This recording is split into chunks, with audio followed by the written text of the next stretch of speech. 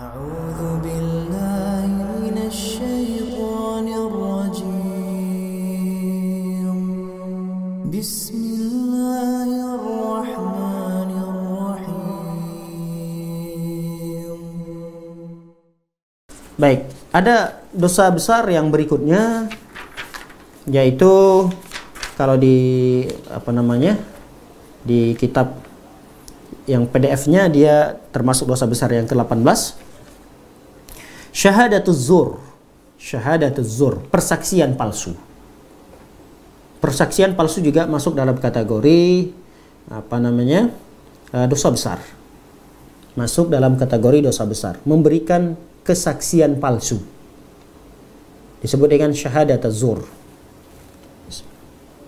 Baik. Di dalam surah Al-Furqan ayat yang ke-72, Allah Subhanahu wa taala berfirman, "Walladzina la yashhaduna az-zur." Dan mereka-mereka yang tidak memberikan kesaksian palsu. Jadi ini salah satu sifat ibadur rahman. Di dalam Al-Qur'an ada ibadur rahman yang dipuji oleh Allah. Ibadur rahman itu adalah hamba-hamba Allah Ar-Rahman. Orang-orang yang soleh. Sehingga Allah sebut mereka dengan ibadur rahman. Allah nisbatkan mereka, Allah sandingkan hamba-hamba ini dengan nama Allah Ar-Rahman. Saking mulianya orang tersebut, saking terpujinya orang tersebut, Allah ingin puji orang-orang tersebut ibadur rahman. Nah, apa sifat-sifat ibadur rahman ini? Semoga kita termasuk dalam golongan orang-orang yang disebutkan oleh Allah ini ibadur rahman, hamba-hamba Ar-Rahman, hamba-hamba Allah. Nah, salah satu sifatnya disebutkan oleh Allah Subhanahu wa taala dalam surah Al-Furqan ayat 72 ini adalah walladzina la yashhaduna zur. Mereka-mereka yang tidak memberikan kesaksian yang palsu. Sebaliknya, kalau ini adalah perbuatan yang terpuji, bagian daripada sifat hamba-hamba Ar-Rahman, maka sebaliknya bagi mereka-mereka yang melakukan persaksian palsu, berarti mereka tidak masuk dalam golongan ibadur rahman, orang-orang soleh tadi yang dipuji oleh Allah. Berarti mereka masuk dalam kategori orang-orang yang dicelah oleh Allah Subhanahu wa taala. Makanya dalam firman Allah dalam ayat yang lain, Surah Al-Hajj ayat yang ke-30, kata Allah, "Fajtanibur rijsa minal awthan wajtanibu qaulaz zur." Kata Allah Subhanahu wa taala, jauhilah oleh kalian rijis. Rijis itu ya perkara-perkara yang kotor. Dari awthan. Awthan itu adalah berhala-berhala, sesembahan-sesembahan selain Allah. Jauh itu termasuk perbuatan rijis, perbuatan yang kotor, menyembah selain Allah Subhanahu wa taala. Lalu setelah Allah Subhanahu wa taala memerintahkan kita untuk menjauhi berhala-berhala, sesembahan-sesembahan selain Allah, kata Allah, dan jauhilah oleh kalian qaulaz zur, ucapan palsu, persaksian palsu. Persaksian palsu ini keluar ya dari lisan, dari ucapan yang palsu. Lihat, ayat ini Allah menggandengkan antara perbuatan syirik dengan perbuatan qaulaz zur, ucapan atau persaksian palsu. Digandengkan oleh Allah Subhanahu wa taala antara kesyirikan dengan ucapan palsu. Ini menunjukkan bahwa syahadatuz zur atau qauluz zur termasuk dosa besar. Kalau dia dosa biasa-biasa saja, nggak mungkin digandengkan dengan dosa syirik. Dosa syirik ini kan dosa yang paling besar sekali. Maka ketika ada dosa yang disandingkan dengan dosa kesyirikan, ini kata para ulama menunjukkan bahwa dosa itu adalah dosa yang besar.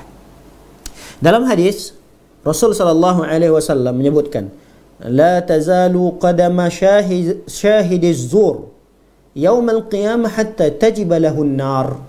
Kata Rasul sallallahu alaihi wasallam, tidak bergeser, tidak akan melangkah kedua kaki orang yang memberikan syahadah, memberikan saksi yang palsu.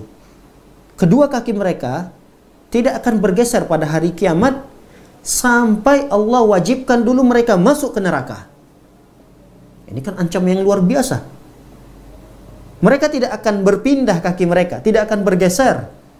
Kaki mereka tidak akan bergeser ke tempat yang lain. Siapa mereka ini? Syahid. Orang yang melakukan persaksian palsu.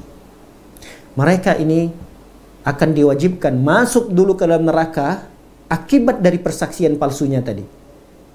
Wajib, kata Allah, wajib. Ini melalui lisan Rasul mengatakan seperti itu. Tajibu hatta tajibalahun nar.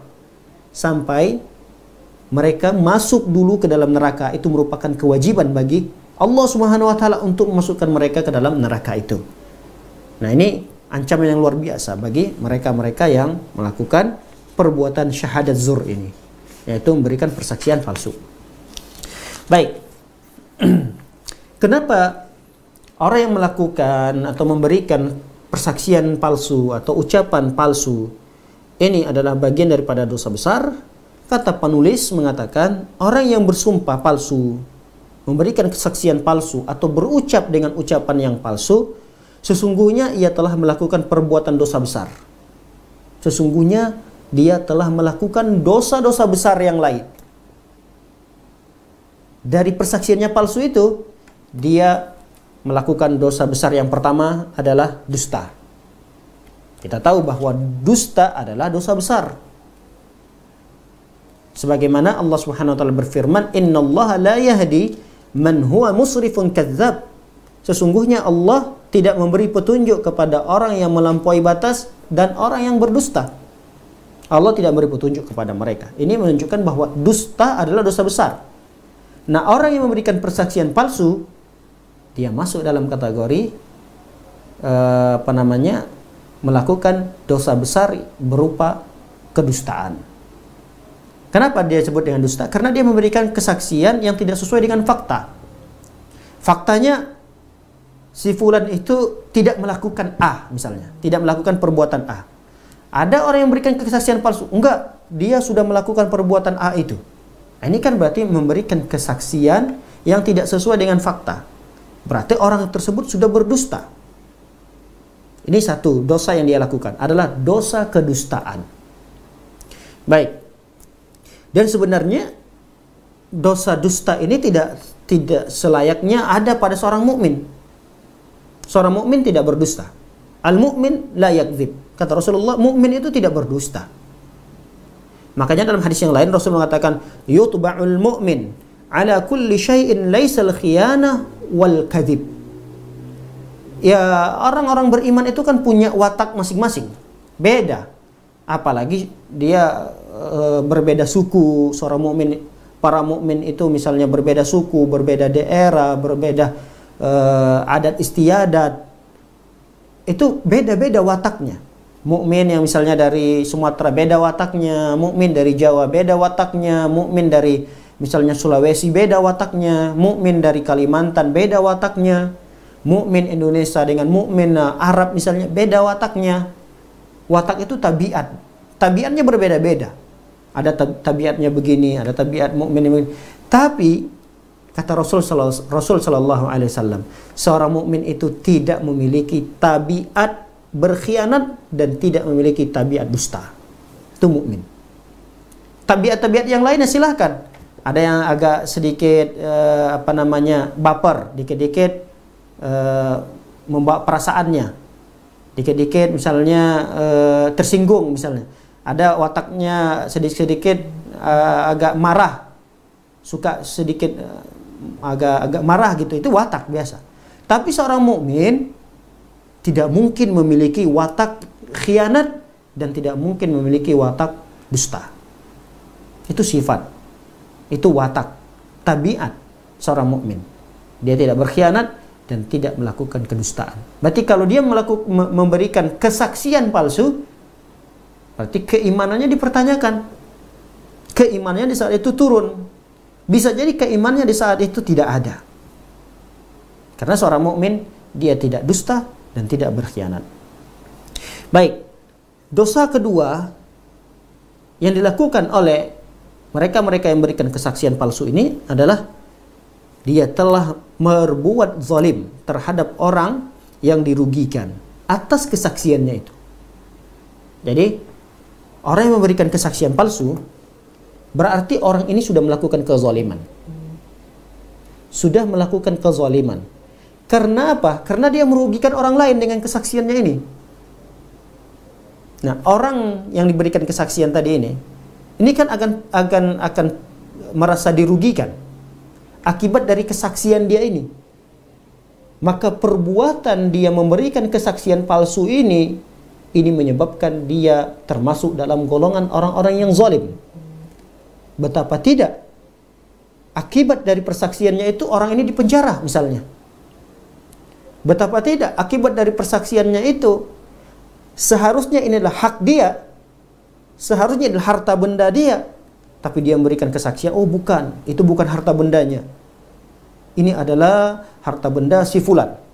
Dia mengambil secara paksa, dia mengambil secara tidak benar, bahkan tidak ada bukti-bukti bahwa ini yang memiliki adalah dia. Diberikan kesaksian seperti itu. Ternyata si hakim membenarkan itu. Si hakim memutuskan bahwa harta ini bukan harta dia. Diambil, diberikan kepada orang lain. Ini kan perbuatan zalim. Jadi akibat persaksian palsu yang dia lakukan itu mengakibatkan dia melakukan perbuatan zalim, sehingga dia termasuk orang yang zalim. Baik, yang ketiga, orang yang memberikan kesaksian palsu dapat dosa berupa zalim terhadap orang yang diuntungkan. Nah, tadi seperti kita sudah contohkan, si A ini mengatakan ini punya saya, HP ini punya saya, kata si A. Lalu si B memberikan kesaksian palsu, enggak, HP ini bukan punya si A, HP ini punya si C. HP ini adalah punya si C. Baik. Siapa yang dizalimi di sini? Si A. Siapa yang diuntungkan di sini? Si C. Dia menguntungkan si C. Namun si B yang memberikan kesaksian palsu ini, dia juga mendapatkan dosa kezaliman. Kepada siapa? Kepada si C. Kenapa? Karena membiarkan si C mengambil harta orang lain yang itu bukan sesungguhnya harta dia. Membantu. Jadi tugasnya si B ini membantu si C ini untuk mendapatkan harta yang bukan milik dia. Ini juga perbuatan zalim kepada si C. Makanya dalam hadis Rasul sallallahu alaihi wasallam mengatakan, unsur akhaka zaliman aw mazluman. Kata Rasul sallallahu, tolong bantu saudaramu yang dizalimi dan tolong pula saudaramu yang menzalimi. Kata sahabat Nabi, ya Rasulullah, kalau yang dizalimi kami paham, kami bisa bantu. Namanya orang yang dizalimi, kami bisa bantu. Tapi bagaimana kami membantu orang yang zalim? Gimana caranya ya Rasulullah kami membantu orang yang zalim? Kata Rasul sallallahu alaihi wasallam, hentikan kezalimannya. Dengan begitu kamu telah membantu dia. Nah, orang yang memberikan kesaksian palsu ini, dia malah menolong, tidak menghentikan kezalimannya itu. Nah, ini orang seperti ini dia, mohon maaf, tidak menolong saudaranya yang sudah tahu perbuatan itu zalim, mengakui bukan haknya. Kita tahu ini, lalu kita berikan kesaksian. Berarti kita tidak mengamalkan hadis Nabi sallallahu alaihi wasallam. Kata Rasulullah, bantu saudaramu yang zalim dan bantu pula saudaramu yang dizalimi. Nah, bagaimana cara kita membantu saudara kita yang berbuat zalim? Hentikan perbuatannya. Kita katakan, benar, ini bukan HP kamu, ini adalah HP-nya si A tadi. Harusnya seperti itu. Dia tidak memberikan kesaksian yang menyelisihi faktanya. Baik. Yang keempat, sebab kenapa persaksian palsu ini menjadi dosa besar, karena kesaksian palsu ini, kata para ulama, sesungguhnya orang yang memberikan kesaksian palsu ini, dia telah menghalalkan harta, darah, dan kehormatan yang diharamkan dan dilindungi oleh Allah. Sungguh dia telah melakukan itu. Hukum asalnya, hukum asalnya harta, kemudian darah, kehormatan kaum muslimin hukumnya haram. Nggak boleh kita mengambil harta orang lain. Nggak boleh kita menumpahkan darah orang lain. Menumpahkan darah di sini tidak mesti harus membunuh. Tidak boleh kita memukul misalnya, menendang, tidak boleh. Karena darah mereka itu terhormat. Tidak boleh merusak kehormatan orang lain dengan cara mencelahnya, memakinya, memfitnahnya, menghibahnya. Itu merusak kehormatan orang lain. Nah, hukum asalnya haram. Tidak halal bagi kita untuk mengambil harta orang lain, menumpahkan darah orang lain, kemudian merusak kehormatan orang lain. Haram hukumnya. Nah, ketika dia memberikan persaksian palsu, berarti dia telah menghalalkan. Yang tadinya haram, dia halalkan. Ini harta, HP misalnya, hukum asalnya haram. Lalu dia memberikan kesaksian palsu bahwa HP ini menjadi halal buat Sisi. Kenapa? Karena persaksinya tadi. Padahal ini HP punya A. Berarti kan karena ini sudah jelas HP-nya adalah HP A, haram bagi kita untuk mengambil HP ini. Tapi si B memberikan kesaksian palsu, mengatakan, enggak, ini HP bukan milik A, ini adalah milik C. Seakan-akan apa yang dilakukan oleh B itu telah menghalalkan apa yang telah diharamkan oleh Allah. Allah sudah mengharamkan, ini harta ini kok sudah jelas haram, tidak boleh diambil. Kata B, dengan persaksian palsunya itu, enggak, ini bukan punya A tapi punya B, punya si C. Berarti secara tidak langsung si B ini telah melakukan perbuatan yang Allah sudah haramkan, tapi dia datang petantang petenteng menghalalkan itu. Ini kan perbuatan yang termasuk dosa besar, yaitu menghalalkan apa yang diharamkan oleh Allah, atau sebaliknya mengharamkan apa yang dihalalkan oleh Allah Subhanahu wa taala. Sebagai hamba Allah Subhanahu wa taala, dia tidak berhak, tidak layak untuk melakukan perbuatan itu. Baik. Kemudian dalam hadis yang lain Rasul sallallahu alaihi wasallam menyebutkan bahwa persaksian palsu atau ucapan yang palsu ini bagian daripada dosa besar. Bahkan Rasul sallallahu alaihi wasallam ketika menyampaikan hadis ini, tatkala itu kata para ulama Rasul sallallahu alaihi wasallam dalam kondisi bersender. Beliau bersender seperti ini. Setelah dalam kondisi bersender, Rasulullah SAW memberikan wasiat kepada sahabat-sahabatnya.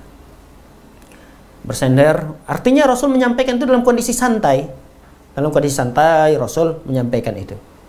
Apa yang disampaikan Rasulullah SAW? Ala unabbi'ukum bi akbair kabair. Kata Nabi SAW, maukah kalian aku tunjukkan, aku kabarkan dosa besar, dosa yang paling besar dari dosa-dosa besar. Dalam kondisi Rasulullah sedang nyantai nih. Nyantai Rasul. Maukah kalian, kata Rasulullah kepada sahabat-sahabat yang lain, aku beritahu dosa yang paling besar dari dosa-dosa besar. Lalu Rasul pun menyebutkan satu, al-isyraku billah. Dosa yang paling besar dari sekian dosa besar adalah, kata Rasulullah, melakukan perbuatan syirik. Wa uququl walidain, dan durhaka kepada kedua orang tua. Lalu ketika Rasulullah SAW menyebutkan dosa yang kedua tadi, uquq al walidain, durhaka kepada kedua orang tua, lalu Rasulullah SAW langsung meluruskan badannya, duduk, mengganti posisi duduknya. Yang tadinya bersender, kemudian Rasulullah SAW terlihat agak lebih serius menyampaikan dosa yang berikutnya ini. Dalam kondisi Rasulullah merubah posisi duduknya tadi. Kata para ulama, kenapa Rasulullah SAW merubah? Supaya terlihat yang terakhir ini agak lebih serius disampaikan. Kalau yang tadi yang dua melakukan kesyirikan, durhaka kepada kedua orang tua, Rasul nyantai menyampaikan itu karena para sahabat sudah tahu. Banyak dalil hadis dari Al-Quran juga Rasul sudah menyebutkan bahwa dosa kesyirikan, dosa durhaka kepada orang tua adalah dosa besar. Jadi para sahabat sudah mengerti itu, sehingga Rasul hanya mengulangi saja. Nah, ketika Rasul mengulangi itu dalam kondisi nyantai. Tapi dosa yang berikutnya ini Rasul tidak lagi dalam kondisi nyantai. Khawatir itu ya tidak dianggap serius oleh para sahabat-sahabat Nabi, sehingga Rasulullah SAW ingin menampakkan dirinya sangat serius dalam menyampaikan itu supaya sahabat-sahabat juga siap untuk mendengarkan yang disebutkan oleh Rasulullah pada hadis ini. Kata Rasul SAW, wa qaulu zur wa syahadatuz zur. Qaulu zur wa syahadatuz zur. Dan di antara dosa paling besar dari dosa-dosa besar adalah ucapan palsu atau persaksian palsu. Ucapan palsu dan persaksian palsu. Ucapan palsu dan persaksian palsu. Terus diulang-ulang oleh Rasulullah. Ucapan palsu, persaksian palsu. Ucapan palsu, persaksian palsu. Diulang-ulang oleh Rasulullah berulang-ulang kali. Sampai-sampai ada sahabat mengatakan, "Famazala yukarriruha hatta kulna laitahu sakat." Para sahabat yang hadir ketika itu meriwayatkan hadis ini.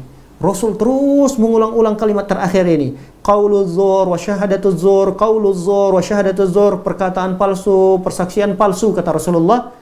Para sahabat pun mengatakan ketika itu, andai kata Rasul sallallahu alaihi wasallam segera untuk menghentikan itu. Andai kata Rasulullah, udahlah, diam. Artinya kami sudah paham bahwa bahaya, persaksian palsu ini bahaya. Ucapan palsu bahaya. Kami sudah paham. Artinya begitu. Untuk apa? Untuk menenangkan Rasul SAW untuk tidak mengulang-ulangi lagi. Kasihan.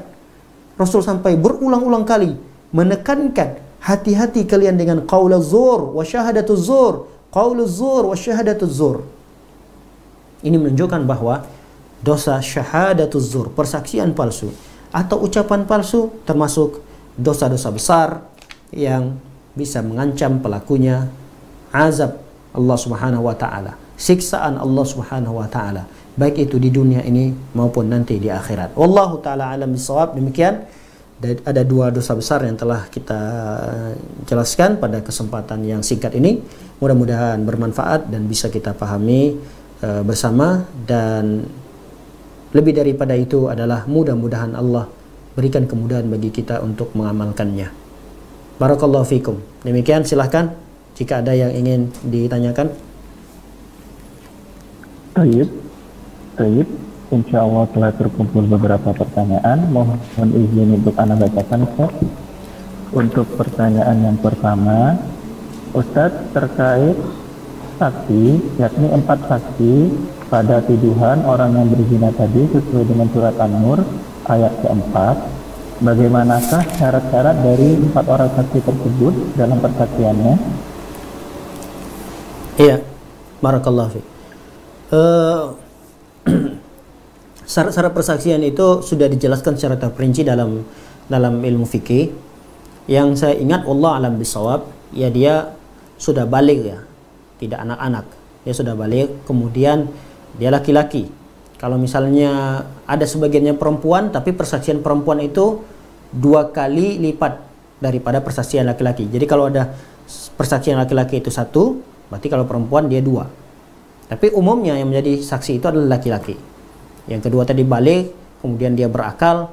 Ya, yang paling penting daripada persyaratan itu adalah dia tidak memiliki rekam jejak yang jelek gitu. Artinya dia bukan orang fasik. Yang berikan kesaksian itu bukan orang fasik.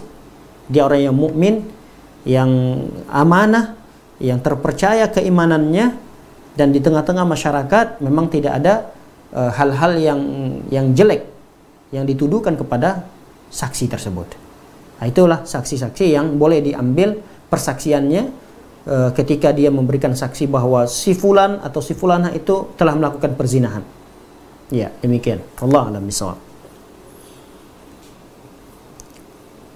Baik, untuk pertanyaan selanjutnya, Ustaz, apakah benar bahwa suara dari perempuan atau wanita itu termasuk dari aurat? Ya, Allah a'lam bishawab. Ada hadis yang menjelaskan itu, tapi hadisnya lemah, dilemahkan oleh para ulama. Jadi pendapat yang kuat bahwa suara perempuan itu tidak termasuk aurat. Namun demikian, seorang perempuan itu tidak selayaknya untuk berbicara di depan laki-laki, apalagi mendayu-dayukan. mengindahkan suaranya di depan laki-laki. Kalau dia ingin berbicara kepada laki-laki ajnabi, laki-laki yang bukan mahramnya, silahkan, tidak ada masalah. Tapi seperlunya dan secukupnya. Sebagaimana dulu kita dapati hadis-hadis Aisyah radhiyallahu taala anha. Banyak sekali hadis-hadis yang diriwayatkan oleh Aisyah dan sahabat-sahabat perempuan yang lain. Artinya Aisyah itu berucap, memberikan penjelasan kepada sahabat-sahabat yang lain. Tapi tentunya dengan dengan antisipasi agar tidak terjadi fitnah. Sehingga Aisyah tetap mengajarkan kepada sahabat-sahabat yang lain terkait hadis-hadis yang beliau dapatkan dari Nabi. Jadi intinya boleh, suara perempuan itu boleh didengarkan oleh laki-laki dan dia tidak termasuk bagian aurat. Ini pendapat yang kuat bahwa suara perempuan itu bukan aurat. Hanya demikian, hanya saja si perempuan itu harus menjaga adab ketika berkomunikasi dengan lawan jenisnya, apalagi lawan jenisnya ini adalah yang bukan mahram baginya. Ya, wallahu a'lam bishawab.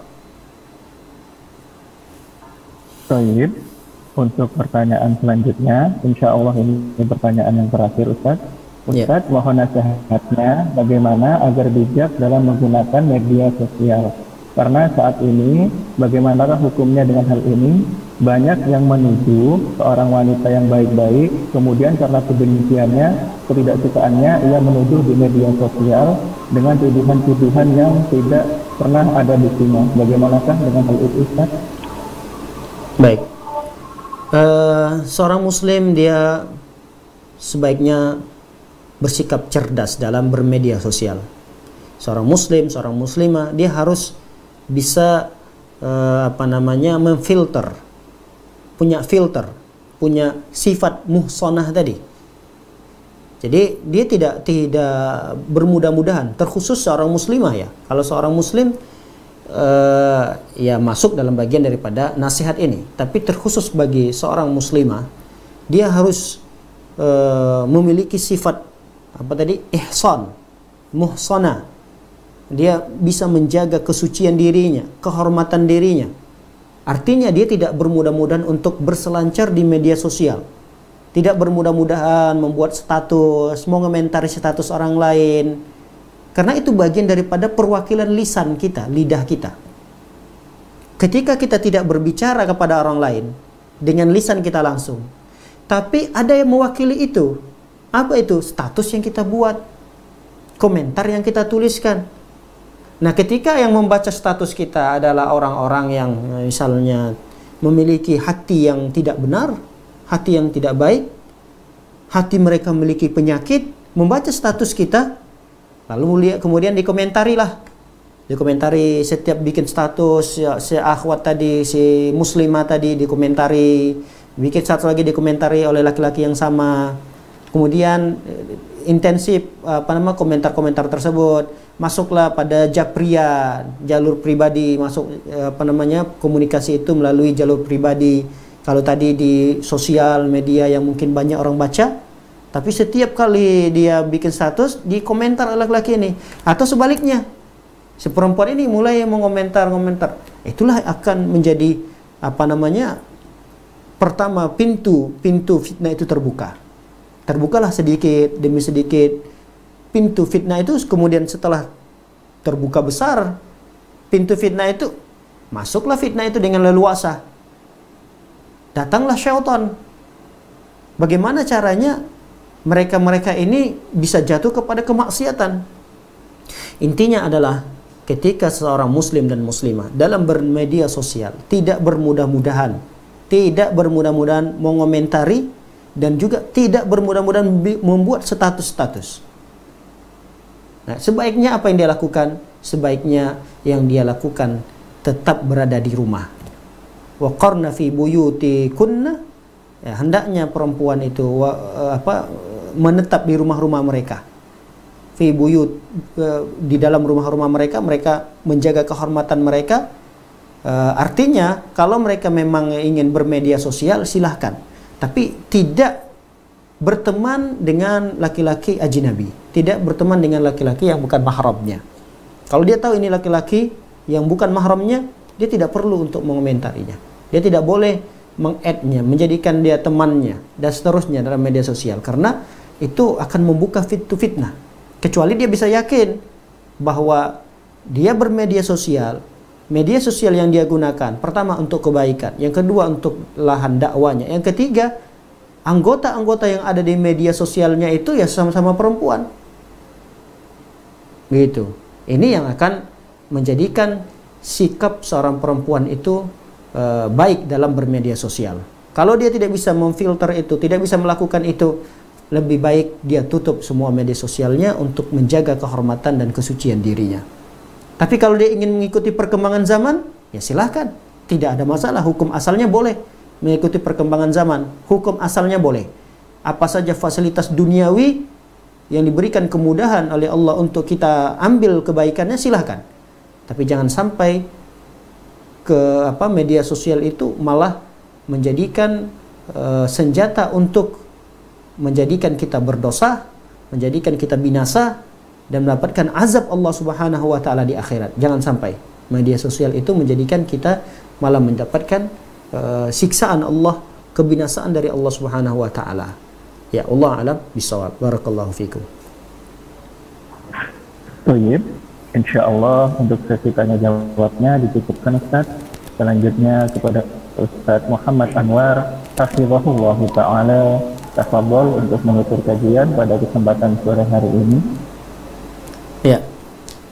Demikian teman-teman para hadirin yang dimuliakan oleh Allah Subhanahu wa taala, kajian yang dapat kita sampaikan mudah-mudahan dapat dipahami dan dapat diamalkan dalam kehidupan kita sehari-hari. Barakallahu fikum. Subhanakallahumma bihamdika asyhadu an la ilaha illa anta astaghfiruka wa atubu ilaik. Assalamualaikum warahmatullahi wabarakatuh.